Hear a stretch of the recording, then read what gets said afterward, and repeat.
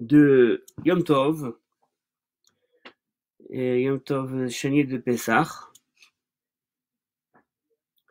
eh bien, nous allons commencer à étudier notre Mishnah. Donc, Boker Tov à tous, Moadim et Simcha. En cette veille de Yom Tov Shani de Pessah, nous allons étudier la 6e Mishnah du 2e chapitre du traité Shabbat.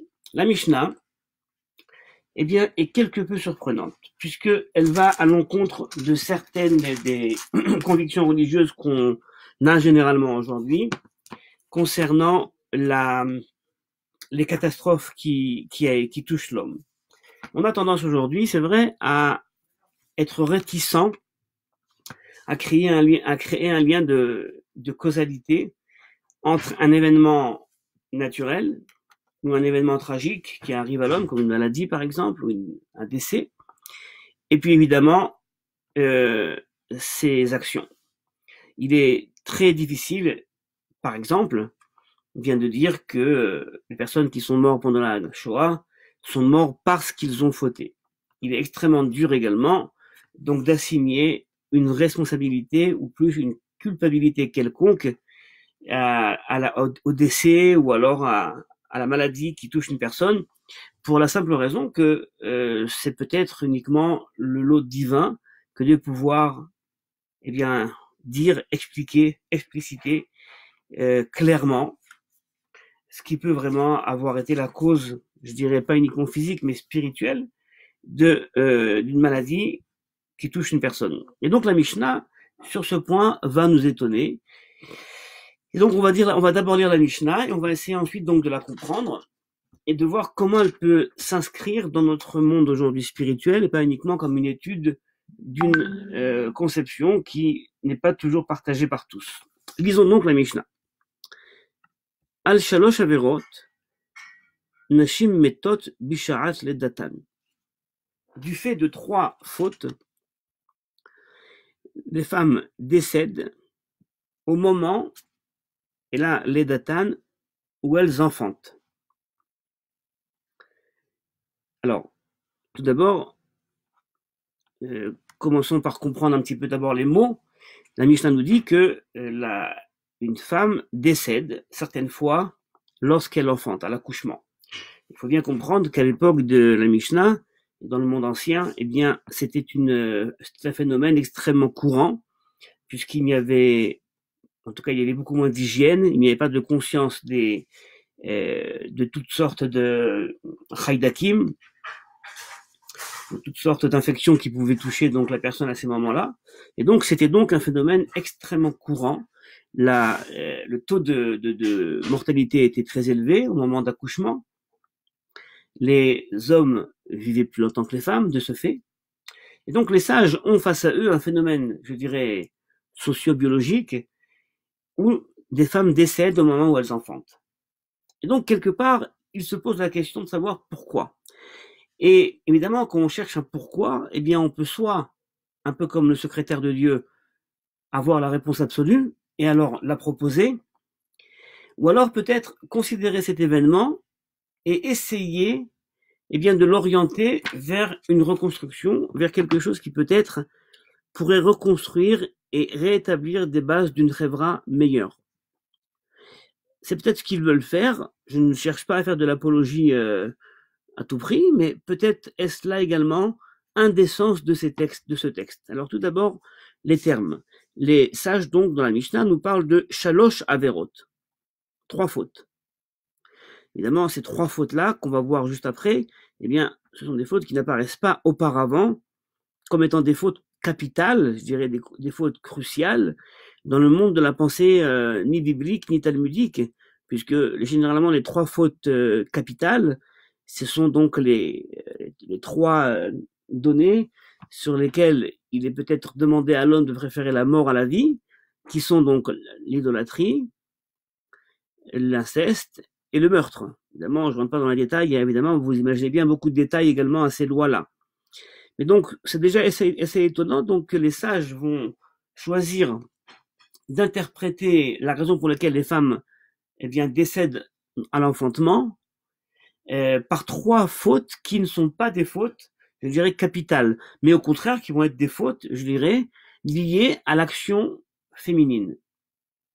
Donc il y a 3 actions que les femmes opèrent, et ces actions-là, eh bien, si elles ne sont pas, je dirais, faites avec une façon méticuleuse, eh bien, elles peuvent jusqu'à entraîner la mort. Je le répète, c'est extrêmement dur à entendre. Et on va essayer donc, comme je l'ai dit, de donner un sens à cela. Alors tout d'abord, donc sur 3 fautes, des femmes décèdent, Bisha'at Ledatan, au moment où elles enfantent. Il faut savoir qu'il y a différentes versions. La version du Talmud de Jérusalem, Talmud Yerushalmi, eh bien, pose la question, est-il question du moment de l'enfantement, donc Ledatan, ou alors est-il question au contraire donc de l'enfant qui naît? S'agit-il de femmes jeunes, d'accord, c'est-à-dire les jeunes femmes qui décèdent au moment où elles naissent, ou alors s'agit-il de la mère? Le Talmud Bavli également va reprendre cette problématique, il va se poser la question. En tout cas, vous voyez bien que la question est posée. S'agit-il donc d'enfants qui vont décéder? Donc également un phénomène qui est un phénomène assez courant. La mortalité infantile était connue. Donc s'agit-il d'enfants qui vont décéder ou de mères qui vont, eh bien, décéder? Pas très drôle tout ça. Alors, quelles sont ces 3 fautes capitales, a priori? Premièrement, Al-She'enan Zeirot Banida. C'est, premier cas, le cas où une femme n'est pas scrupuleuse des règles de la Nida, c'est-à-dire des règles de la pureté familiale. La Nida, donc, c'est donc aller se tremper au mikvé, dans le bain rituel, lorsqu'il y a menstruation, conserver donc les jours d'éloignement entre le couple et de ne pas avoir de relations intimes. Et donc, c'est une mitzvah qui incombe essentiellement à la femme, évidemment, puisque dans les textes, en tout cas dans la pensée talmudique, eh bien, c'est la femme qui est responsable d'identifier le moment où elle rentre dans cette période de Nida. C'est elle qui est censée également mettre en œuvre toutes les procédures qui vont amener donc à la sortie de cette période, comprenant donc les écarts, les distances, et bien évidemment ensuite le mikvé. Et donc il y a quelque chose ici qui était intimement lié à la femme.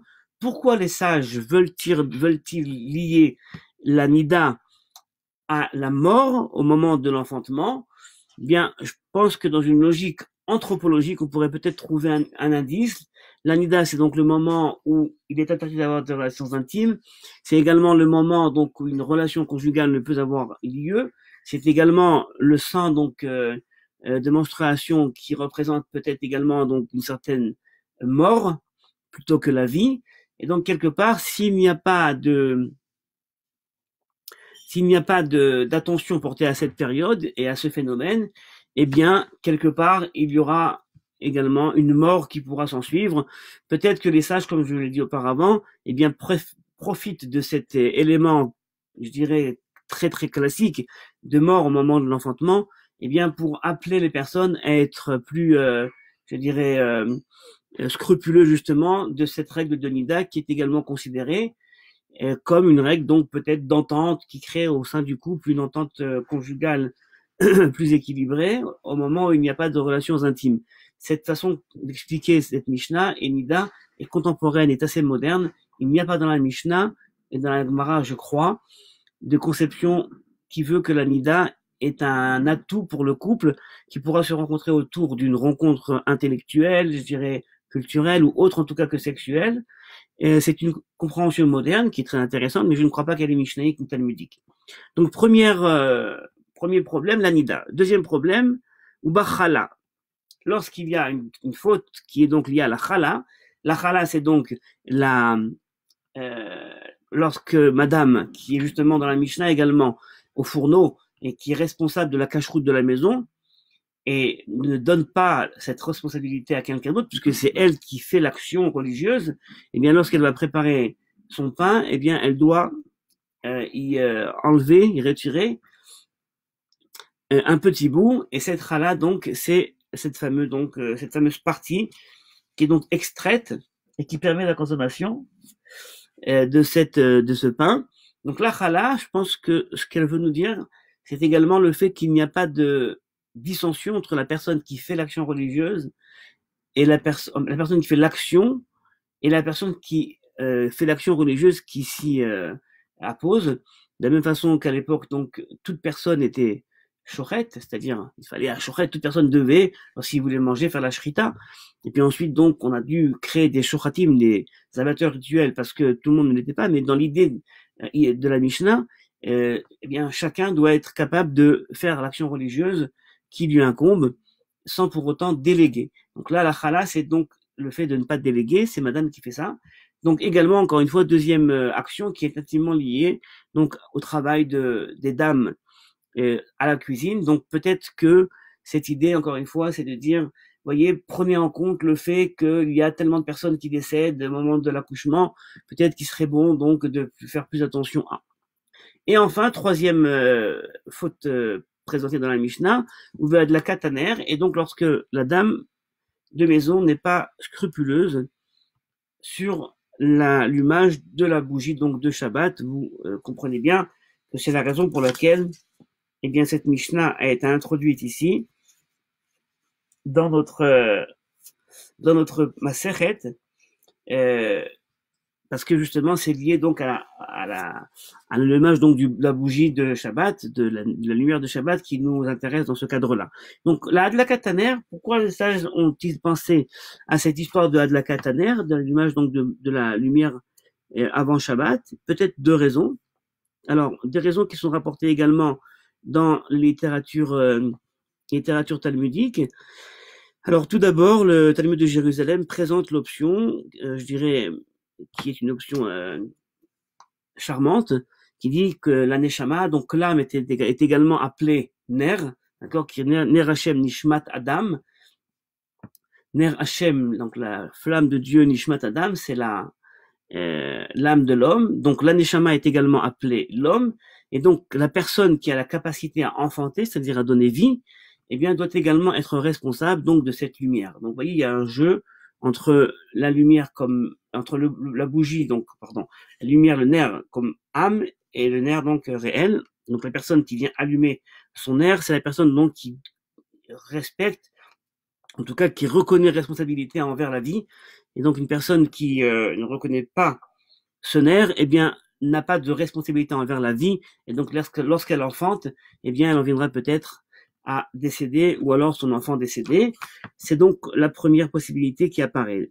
Le Talmud de Jérusalem propose également une autre possibilité qui est beaucoup moins, je dirais, élogieuse envers la femme, qui dit qu'au contraire, donc également donc l'âme de l'homme est appelée ner, est appelée donc lumière, et du fait que la femme a entraîné l'extinction de cette lumière par la faute originelle, eh bien, qui apparaît dans la Torah, eh bien, à ce moment-là, elle a empêché donc la vie éternelle, et c'est la raison pour laquelle elle allumera la bougie de Shabbat chez elle à chaque Yom Shishi, à chaque jeudi, à chaque vendredi, et pour elle, c'est une sorte de kapara, une sorte d'expiation.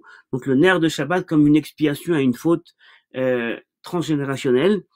Et cette idée a continué également dans le Talmud Bavli, à la page 32a, qui continue dans ce sens et qui dit Ikilkila bechedre bitna, puisqu'elle a fait une faute, eh bien, elle a fait une faute par son ventre, eh bien, elle doit également maintenant être punie par son ventre. Des phrases extrêmement dures à entendre. En tout cas, je crois que pour nous, ce qui est important, c'est donc de se rappeler l'idée peut-être donc de la volonté des sages, d'une part à trouver des raisons, ce qui est très dur à entendre comme je l'ai dit, mais d'autre part peut-être bien par ces phénomènes de mort assez, je dirais, assez présents dans la société de l'époque, eh bien amener la maison, la femme, la maison, la société à peut-être à devenir eh bien meilleure. C'est en tout cas ce que moi j'essaie de voir dans cette lecture, une lecture qui me paraît donc beaucoup plus adapté à nos jours. Sur ces mots, je vous souhaite, eh bien, Chag Sameach, et nous nous retrouvons, si Dieu a pris Yom Tov, pour continuer notre chapitre. Au revoir.